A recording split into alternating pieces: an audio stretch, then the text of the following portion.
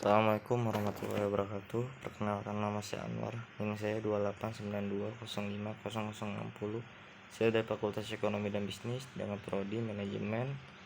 Tujuan saya membuat video ini untuk melakukan ujian akhir semester dengan mata kuliah Manajemen Logistik dengan dosen pengampu Ibu Wina Kusumangtias SIP SEMM. Saya di sini akan menjelaskan tentang perencanaan dan isu logistik.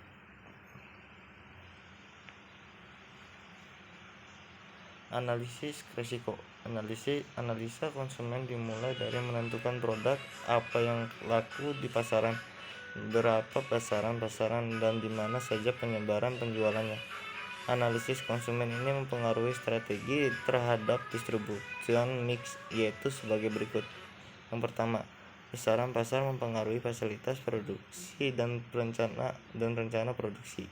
Yang kedua, besaran jumlah produksi dan perkiraan penjualan mempengaruhi jumlah inventory. Yang ketiga, pertimbangan juga apakah fasilitas gudang, distributor, concern, dan moda transportasi harus dimiliki sendiri oleh perusahaan atau menyewa atau memakai jasa pihak lain atau disebut dengan outsource. Yang keempat, penyebaran lokasi penjualan mempengaruhi bagaimana sistem dan distribusi, apakah membutuhkan distribution center, strategi konsolidasi atau break bulk, pertumbuhan backhaul, dan moda transportasi yang digunakan. Strategi dan sasaran. Sasaran ditunjukkan bagi peningkatan layanan logistik kepada konsumen dan diterjemahkan ke dalam strategi untuk mewujudkannya.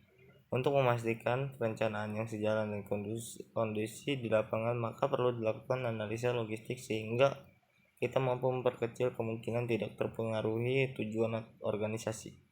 Risiko adalah probabilitas terjadinya hambatan atau penyimpangan yang muncul dari sebuah kegiatan terhadap rencana dan target kerja.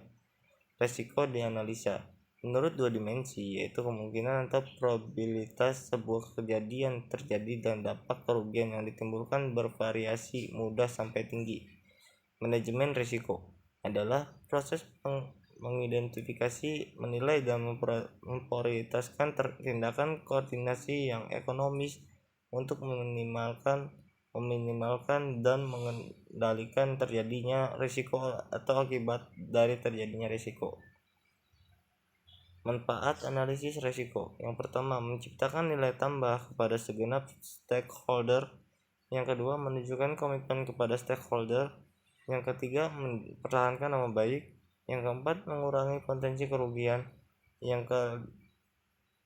keempat, meningkatkan kontrol terhadap sebuah proses. Yang kelima, menyediakan deteksi dini terhadap munculnya hambatan.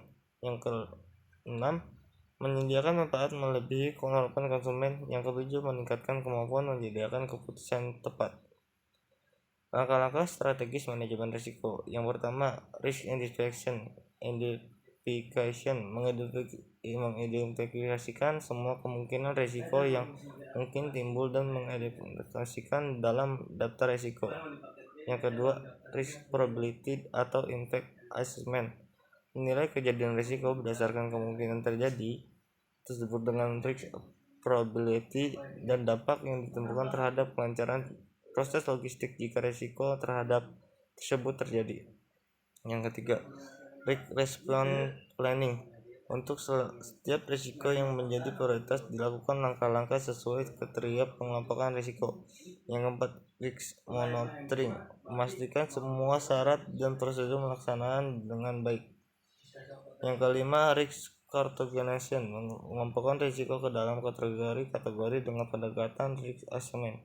Yang keenam, risk prioritization, menentukan prioritas risiko, yaitu mengurutkan semua risiko menurut tingkat probabilitas kejadian dan atau akibat yang ditimbulkan. Yang ketujuh, risk response tracking, membuat rencana tindakan dan periode pelaksanaan risk mitigation.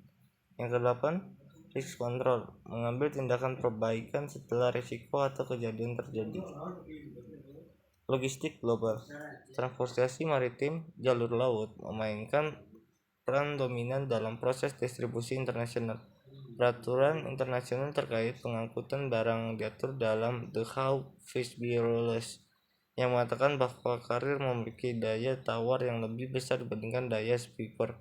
Peraturan ini secara eksplisit melindungi kepentingan karir dan menyatakan kewajiban minimal yang ditanggung karir.